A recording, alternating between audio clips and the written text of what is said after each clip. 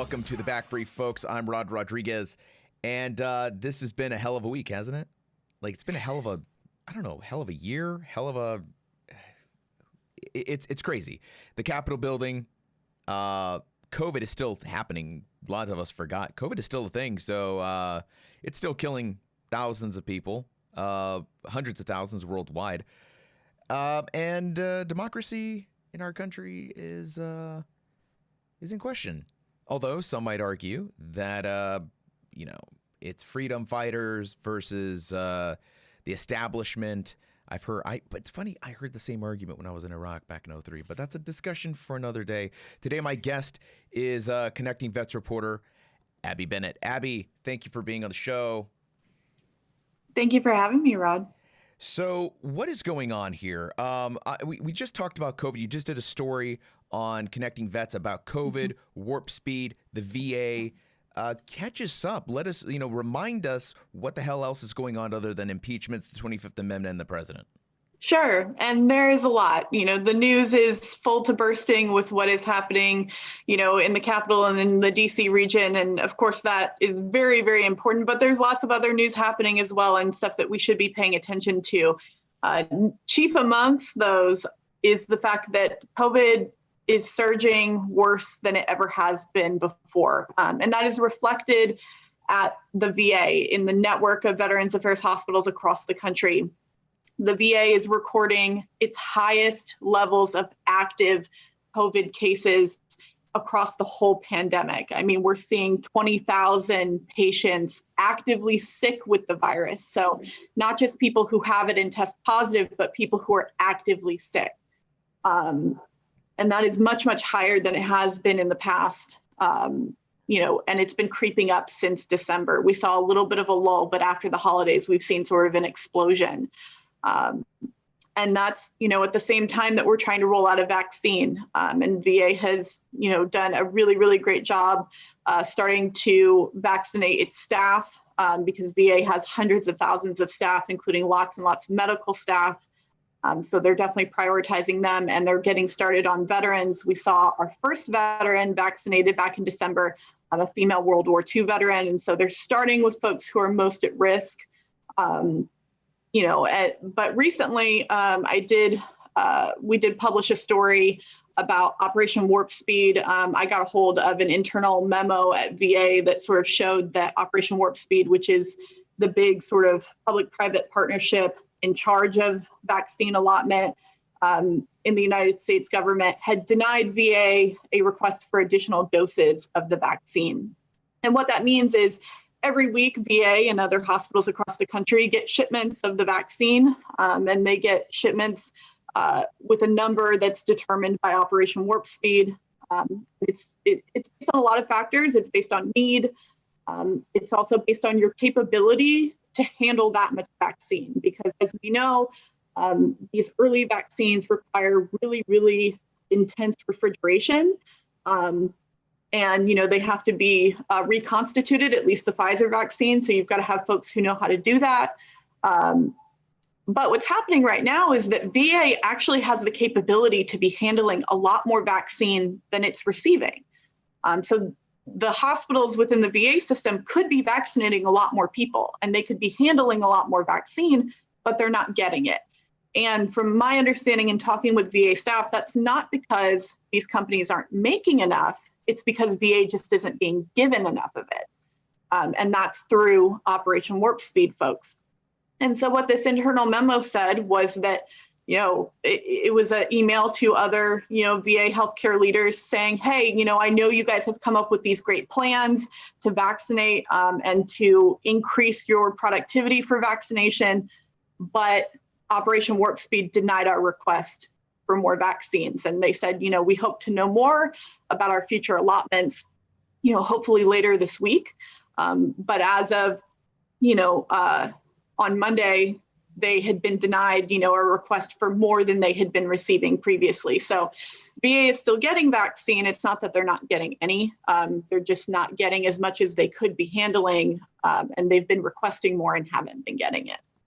Any idea why Warp Speed would deny a request like this?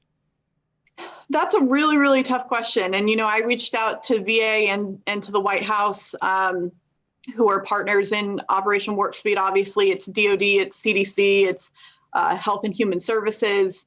So lots and lots of bigwigs at the top tiers of the federal government are making these decisions. And so it's really hard to say why. I think, right now, Operation Warp Speed did come out this week and say they plan to release all available doses of the vaccine. Earlier on, after the vaccines were approved, the initial sort of strategy was, okay, we'll put out enough for first doses. And since these vaccines require at least 2 doses, we'll hold back the extra supply we have so that we make sure we have enough second doses for everyone. But right now, I think that strategy is shifting a little bit. And the goal now is just to vaccinate as many people as possible one time, since Pfizer and Moderna and these companies producing the vaccine have told the government, we feel really confident we can deliver you those second doses. So you don't necessarily have to hold back for fear you won't be able to get people their second round of the vaccine. So the goal now is just to get it out as quickly as possible. And hopefully that means that VA's requests in the future won't be denied, since that sort of shift in strategy has just happened this same week. Let's shift gears a little bit here. The VA, of course, has been in the spotlight for a hot bit. Everything from sexual harassment allegations now to this COVID thing. And of course, the Capitol building being invaded the way it was. I know Secretary Wilkie has also been brought to the forefront of that controversy as well. But I do want to touch on your recent story about troops in the Capitol. National Guard troops have been ordered to the Capitol to protect it. We have the inauguration coming up, but we also have impeachment hearings that are happening literally right now as we record this. Tell me about the troop movements into D.C. Sure. We're seeing what seems like really unprecedented levels of National Guard troops moving into the Capital Region, much higher than we saw during the summer for some of those protests then. Initially we were seeing requests for, around 6,500, which quickly bloomed to 15,000. And now it looks like it could increase to 20,000, which is much more than we have in Iraq and Afghanistan combined, troops deployed in those areas, and is actually approaching the number that we have stationed in South Korea right now. So those are pretty, startling numbers. But I think it goes to show that folks are taking this very seriously after the assault on the Capitol last week. There is evidence, and the FBI has come out with a report about potential threats this week and next week, not just in the Capital Region, but also in capitals in states across the country. And so a lot of states are gearing up and activating their individual forces of Guard troops. So we're seeing a lot of movement with National Guard forces being activated to sort of really predominantly their mission are to assist law enforcement and to be that backup. But certainly the ones deployed to the Capitol right now are packing heat. They've got their vests, they've got their riot shields and helmets and things like that. So they are well prepared to take on, certainly the kind of violence that we saw last week. Speaking of preparation, there was some controversy, at least there was some conversation about the types of weapons that National Guard members would be assigned, everything from lethal to non-lethal. Where do we sit on the current armament that the National Guard is going to be using, or at least having access to during this precarious time? So my understanding of what the Guard troops were equipped with when they head out to the Capital Region were M4 rifles and 9mm Berettas. And there was some back and forth about what they would be carrying. They've also been provided riot shields in some cases, helmets, the Kevlar vests and things like that to keep them safe. But it was decided that they would be carrying lethal weapons and ammunition instead of sort of the non-lethal options that they were carrying during some protests. And, even in some of the protests, they were carrying some lethal weaponry as well. So it's been a very careful decision. Every time this has come up, I think that was part of the controversy surrounding what happened last week at the Capitol, was that, for the optics and given what happened during the summer, the decision was made to sort of downplay the involvement of the military when it came to the protests that were expected. And certainly, I think DC leadership and DoD leadership has sort of learned a lesson from what happened on Wednesday, and they're not taking any chances, it seems, with their guard troops and with the security that they've, that they're responsible for at the Capitol and around DC. I think, this, sort of outfitting shows that they are really, they're really switching up their strategy for sure. Are there any other stories that might have been overshadowed by the Capitol building, by COVID? The VA is still moving along. There are a lot of issues that they've been trying to resolve. And it's very easy for very important stories, very important issues that affect veterans all over this country to kind of get shot over to the wayside while this more sensational stuff takes the headlines. What are we missing?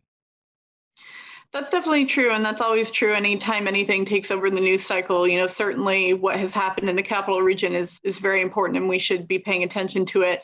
But, over the past month, we've had some major legislation pass in Congress for veterans, and that the president has signed, sort of down to the wire, really, as the session of Congress closed, and we're going to start a new session. And what that means is that before that session ended at the end of last year, they had to get everything passed, because once that session ends, then all those bills are sort of wiped clean and you have to start all over.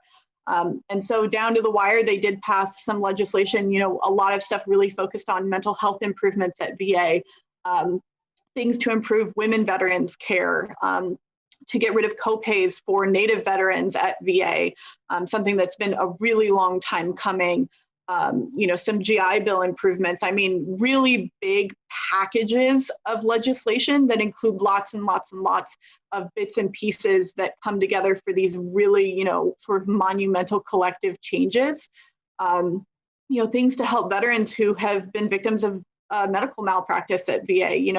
All of these different pieces of not just VA care, but general, life for veterans and their benefits and their families.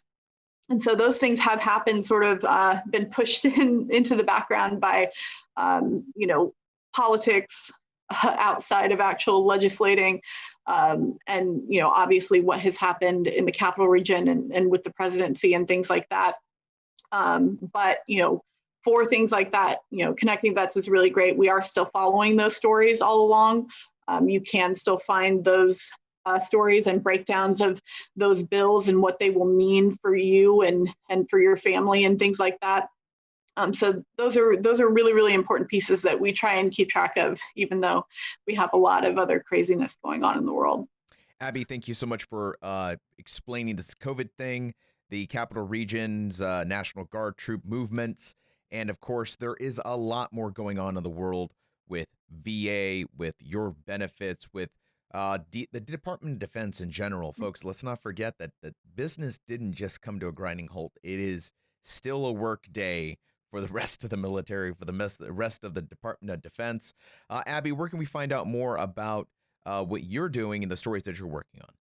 So my work is always on connectingvets.com, and you can always also find me on Twitter at Abbie, ABBIER, Bennett, BENNETT. Awesome. And you can, folks, you can also find me on Twitter. I'm at RodPodRod.